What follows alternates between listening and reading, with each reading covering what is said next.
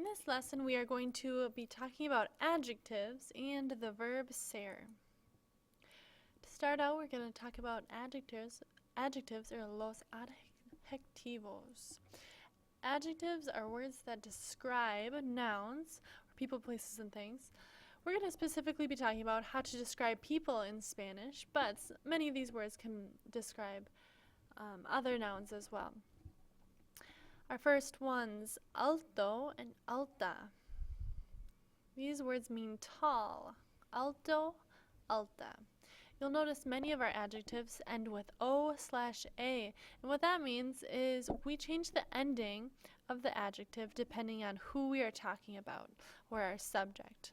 So if we're describing a male person or a masculine noun, we would use the o. We would say the boy is alto. If we are describing a female or a feminine noun, you would use the a ending, alta.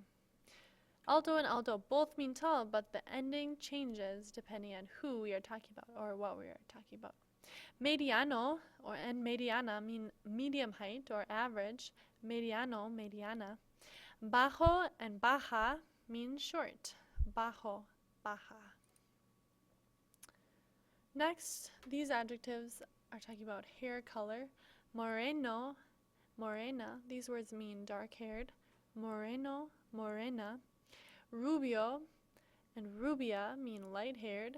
Rubio, rubia. And pelirrojo and pelirroja mean red-haired.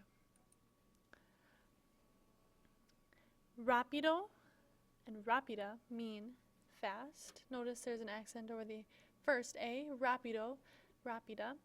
And lento and lenta. These words mean slow. Lento, lenta.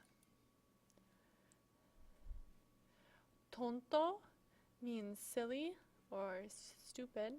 Tonto, tonta. And inteligente means intelligent or smart. Inteligente. Some of our adjectives, you'll notice, end in E, or they just don't end in o/a. What that means is you can describe a male or a female as inteligente. You don't have to change the ending. Rico and rica mean rich. Rico, rica. And pobre means poor.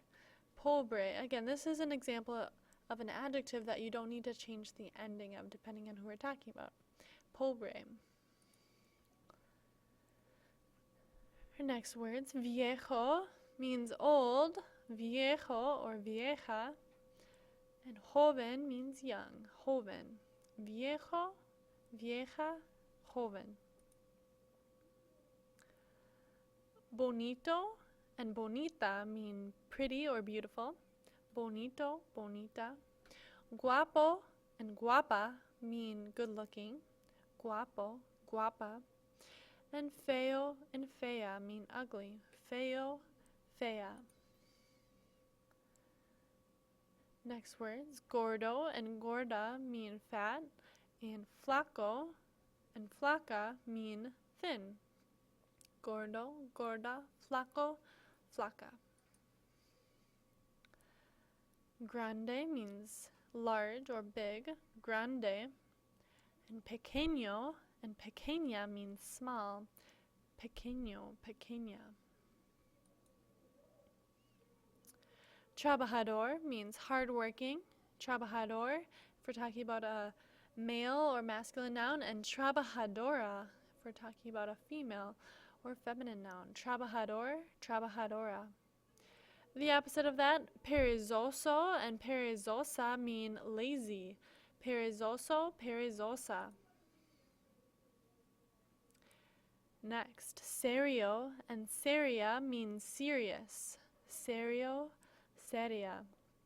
Tímido and tímida mean timid or shy. Tímido, tímida. Notice there's an accent mark over the first I in tímido and tímida. Divertido and divertida mean fun-loving. Divertido, divertida. Simpático and simpática mean nice, and antipático and antipática mean Mean, the opposite of nice. Antipatico, antipatica. Next we have some direct cognates, meaning words that sound or look alike in two languages. These words you might be able to look at and guess what they mean. So we're just going to go over them really quickly. The first one, artistico and artistica mean artistic. Atletico and atletica mean athletic. Comico and comica mean funny. Dedicado and dedicada mean dedicated. Desordenado, desordenada mean disorganized. Estudioso and estudiosa mean studious. Famoso and famosa mean famous. Generoso and generosa mean generous. Gracioso and graciosa, another word for funny. Honesto and honesta mean honest. Impaciente means impatient, and this word can be used to describe males or females. Ordenado and ordenada mean organized. Paciente means patient. Again, you can use it to describe males or females. Popular means popular. Responsable means responsible. Romantico and romantica mean romantic. Sincero and sincera means sincere. Sociable means sociable. And talentoso and talentosa mean talented. So those are adjectives. Next we have to learn our verb to be able to create sentences. We're going to use the verb ser, which is an infinitive, and it means to be. Okay, so the verb ser means to be, and we're going to conjugate it out into different forms so we can describe a variety of people. So the yo form in this case is soy. Soy, it means I am. So I could say soy, or I could say yo soy. It means I am. So when our subject is yo, I'd use the verb soy. Means I am. If I'm talking informally and I want to say you are, I would use eres. Eres. It means you are. It's informal. If I want to say he is, she is, or it is, I use the verb es. Es. It means he is, she is, or it is. I would also use the word es if my subject is usted. If I'm being formal and I want to say you are, es. It means you are, but formal. If I'm talking about more than one person and I'm including myself, I would use the nosotros or nosotras form, which is somos. It means we are, somos. My last form is son, which can either mean they are, again I'm talking about more than one person, they are, or you all are if I'm talking directly to people. Son, it means they are, or you all are. One other thing that I have to keep in mind, I briefly mentioned this before, but to create a sentence, I need to change the ending of my adjective depending on what my subject is. So I want it to match my subject. If I'm talking about one girl, I want to use the singular and feminine form of my adjective, which ends in a. Okay. For example, if I'm talking about one girl being tall, I would say she's alta. I would end it with a. If I'm talking about one boy, I want my adjectives to be singular and masculine. They end with o. I'd use the word alto to say someone's tall. If I'm talking about multiple girls, however, I not only need to use an a to show that it's feminine, but I also need to have an s at the end to show that it's plural. So my adjective should end in as. So if I'm talking about the girls' volleyball team and the girls on the volleyball team are tall, I would describe them as altas. Altas with an as at the end. And if I'm talking about multiple boys, I would want my adjectives to be plural and masculine. That means they would end in os. Os. So I would describe a group of tall boys as altos. Altos. So there are really 4 forms of many of these adjectives: alta, alto, altas, and altos. Some of our adjectives, however, end in E, and you don't need to have an O or A at the end. But if I'm talking about multiple people, I still need to add an S. So for example, if I want to say the students in my class are smart, I would describe them as inteligentes with an S at the end. I can't say they're intelligente. So let's look at some examples of how this plays out. So what I need is a subject, a conjugated verb in a form of ser to match the subject, and an adjective with the ending that matches the subject. If my subject is singular and feminine, then my adjectives should end in A. For example, Maria es alta y atlética. Notice I use the verb es because that's how you say she is. I'm talking about one person. And then my adjectives end with A because I'm talking about one person and I'm talking about a female, Maria. Maria es alta y atlética. Mi madre es cómica. That means my mother is funny. La pizarra es blanca means the board is white. Señora Gessner es inteligente y talentosa. Señora Gessner is intelligent and talented. Notice inteligente does not end with A because I don't need to change it. But talentosa, there are 2 different options. It could be talentosa or talentosa. In this case, since I'm talking about a female, I would say talentosa.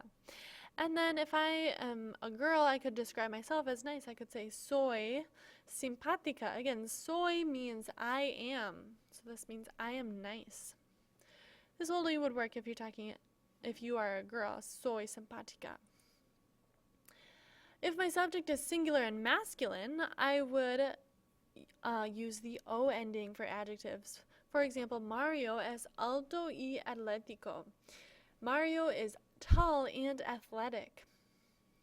I'm using the verb es.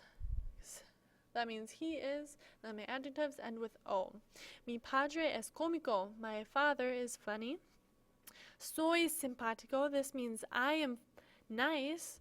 But instead of saying soy simpático like the last example, this one could be used if you are a boy and describing yourself. Señora Gessner's husband, es inteligente y talentoso. Señor Gessner is intelligent and talented. El libro es morado.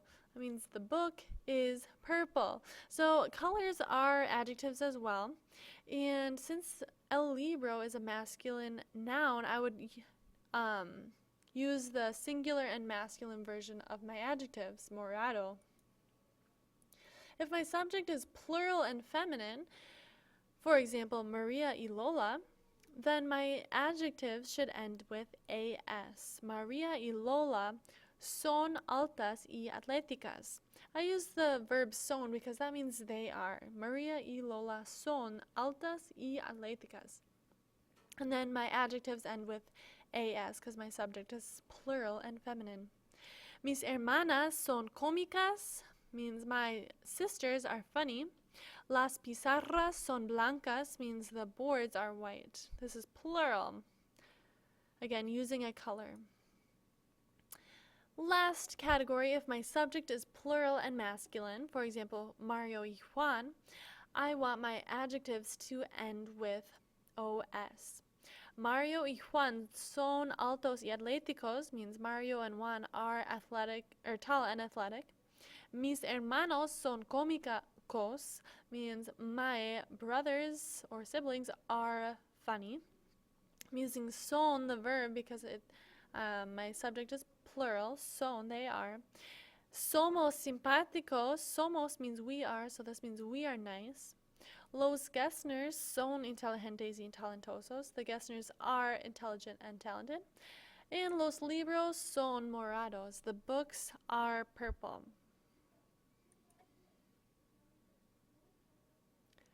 So that is the basic,